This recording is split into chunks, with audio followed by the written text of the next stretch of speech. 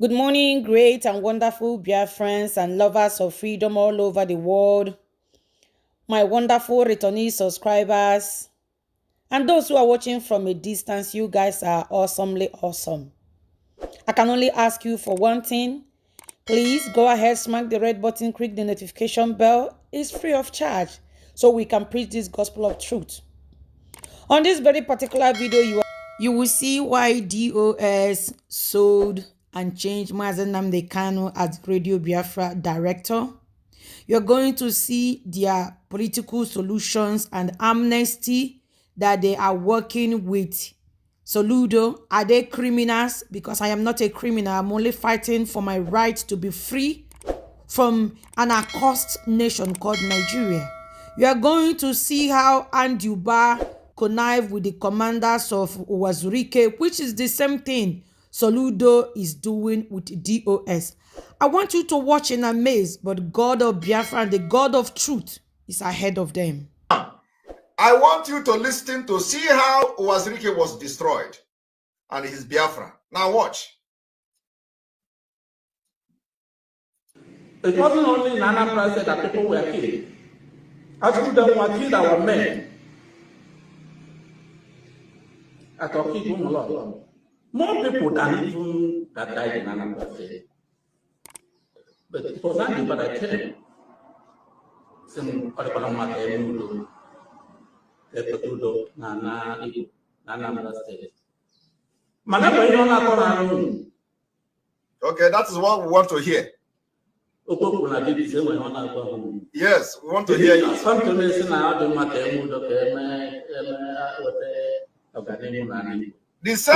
The same Udo Soludo is preaching today.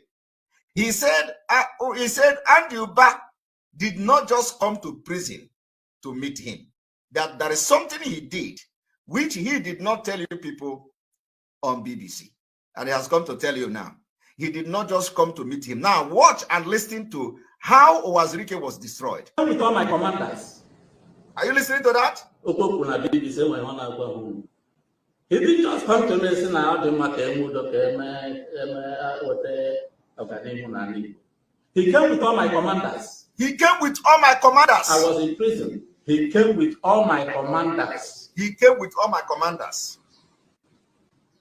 That's a mark of leadership. So what can I do? He made it difficult for me to say no. You see? He made it difficult for me to say no, that I will never leave Biafra.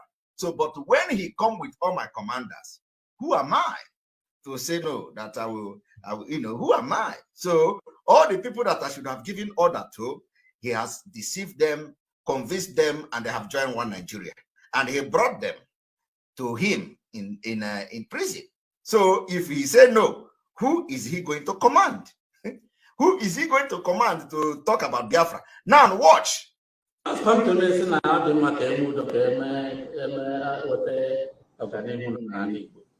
came with all my commanders. I was in prison. He came with all my commanders. You see, I want you to pay attention. When he is hammering, he came with all my commanders. He came with all my commanders. I was in prison. He came with all my commanders. He did not tell you that. He came with all my commanders. He came with all my commanders. Now, if you look at it, you'll find out that, maybe, like I said, Wazirike, maybe that time may mean well. But then, all the commanders, they already followed the back of Anduba. So what could be the, if you are the one, you understand, you don't know what is going to be, when you come out, you don't know your position, you don't know what is going to happen, you don't know what has happened out there. For you to see that all your hefty commanders already followed a politician to come to tell you to leave Biafra. Because what they are going to tell Wazirike is not anything. Leave Biafra, leave the struggle, just begin to talk Biafra and get money and all that. Now, listen to Wazirike. That is what the Soludo want to do. But Soludo own is that, Biafra is a spirit. Soludo did not know before he began to reach out to supposedly was supposed to be commander Of course, there is some commanders, you know, there are some people who were part before of ESN who are now discussing with Soludo. They are the one having meeting with Soludo, and we know who they are. Okay?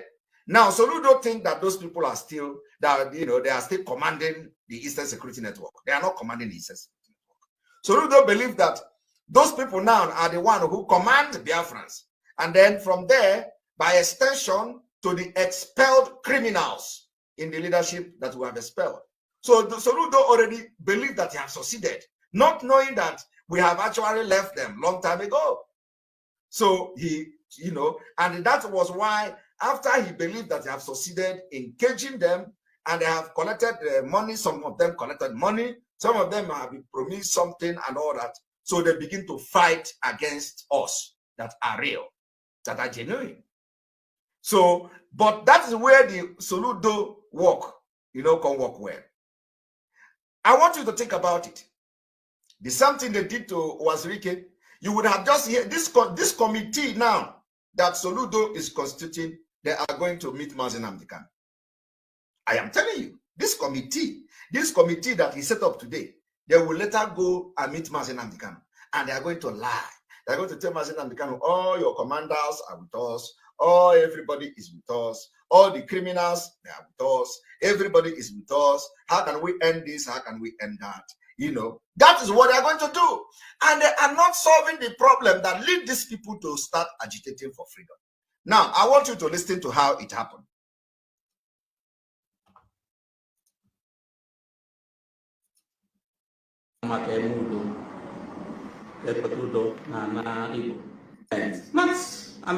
When Angela came to prison to see me, he wasn't the governor of Imo State. He was the governor of Anambra State. It wasn't only in Anambra State that people were killed. Actually, they were killed our men. Did you hear that? Did you hear that? Achike Udenwa also killed our men. Achike Udenwa killed our men. Today, after those men were killed, under the watch of Wazirike no longer talk about Biafra. Wazirike is telling you, no, so Wazirike used to, you know, he used the blood of those people that have died while he was fighting for Biafra. Now, tell me, how do you compensate that? I want to know. How do you compensate that? So what Wazirike should be doing is that if he is no longer fighting for Biafra, he should not interfere and he should not discourage those who want to fight, because we that are fighting for Biafra now, we are actually, appeasing the spirit of people that died under the watch of Wazirike in the name of Biafra. That is what we are doing. So Wazirike should be grateful. Wazirike should be grateful that people like us are here, because it means that those people that died under his watch, they didn't die in vain. So he should be grateful.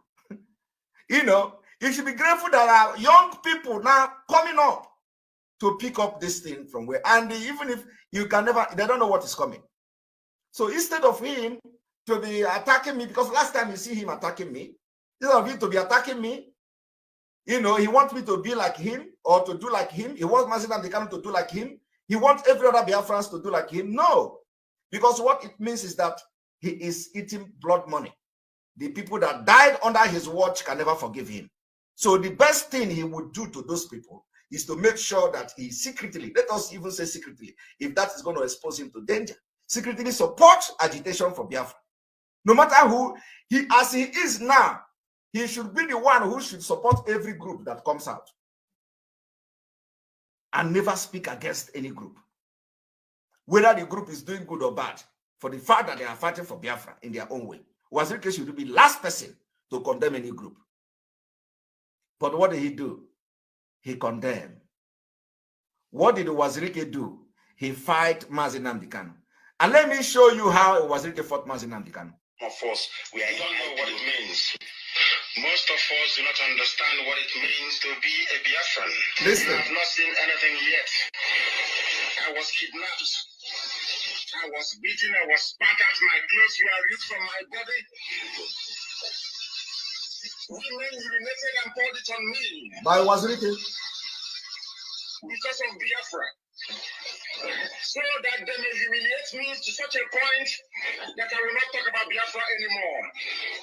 They videoed me.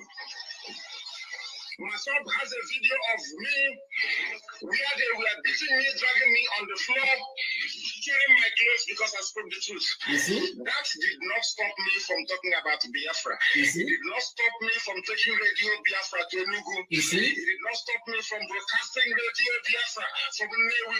It did not stop me from broadcasting Radio Biafra from Onitsha, from Owerri, from Aba, from Port Harcourt.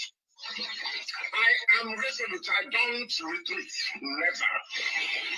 Nigeria has put me in detention before. Solitary confinement. It did not stop me from preaching Biafra. How about an imbecile somewhere talking? How can that affect me? But was it those that kidnapped me and nearly killed me did not stop me from doing Biafra? How about an imbecile hiding somewhere? People must know who I am. I am destructively stubborn. You see, Biafra is going to come. That's it. You hear the voice of our leader. The same thing Wazirike did to our leader is the same thing the criminal Kanu who want to kill Nnamdi Kanu did to Nnamdi Kanu. And he want to do it to Simon Ekpa too. That is why he can write all manner of thing and nonsense and begin to tag world leaders against me for making broadcast. Because if, for example, that I was in the shoe of Nnamdi Kanu in those days, and these people you see, what they are doing to me and to every other person that they have expelled in that time is exactly what Wazirike did to Nnamdi Kanu. If they see and have opportunity to kidnap somebody and torture the person the way they torture Nnamdi Kanu, they would do it. If Kanu have his way to kidnap himself and torture himself, he will do it. The same thing Wazirike did to Nnamdi Kanu. They are going to do it. Today, that one is even, you know, what Wazirike did to Nnamdi Kanu is even a little bit better. You can imagine where they are writing on Twitter, tagging America. Simon Ekpa is a criminal. Tagging Finland authority. Simon Ekpa is a criminal. Tagging UN. Hold Simon Ekpa. Tagging that Simon Ekpa was the one who killed the two FRCN whatever officers. It is what he did was worse than what they did to Nnamdi Kanu because they kidnapped him and tortured him, urinated on him, and all that. But they did not bring FBI. They say, take Nnamdi Kanu as a criminal. Although a lot of people have done it. They have written to FBI, they have written to Interpol, they written to everywhere against Nnamdi Kanu. Still, they know he is committing no crime. Fighting for self-determination is not a crime. Anyway, did you hear that? That was the voice of Nnamdi Kanu telling you about his ordeal with Wazirike. Now let us continue. Thank you for watching. If the video interests you, please share.